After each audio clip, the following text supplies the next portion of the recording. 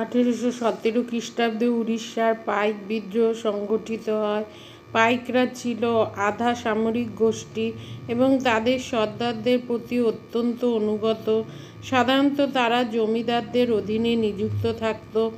অতিরিক্ত খাজনা ধার্যের ফলে উড়িষ্যার বহু জমিদারি বিলুপ্ত হওয়ায় তাদের অধীনস্থ পাইকগণ কর্মহীন হয়ে পড়ে।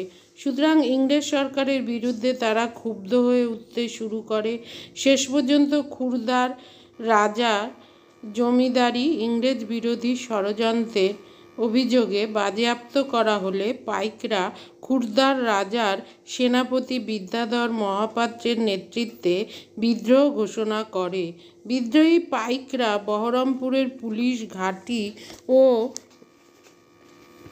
সরকারি কার্যালয়গুলোর উপর আক্রমণ চালায় এবং প্রায় 100 ইংরেজকে হত্যা করে। প্রাথমিক সাফল্যে উৎসাহিত হয়ে বিদ্রোহীরা খুরদার দিকে অগ্রসর হয় এবং কিছুদিনের জন্য উড়িষ্যায় ব্রিটিশ শাসনের অবসান ঘটে। কিন্তু ব্রিটিশ সরকার এক বিশাল সৈন্যবাহিনী প্রেরণ করে বিদ্রোহীদের সম্পূর্ণভাবে ধ্বংস করে।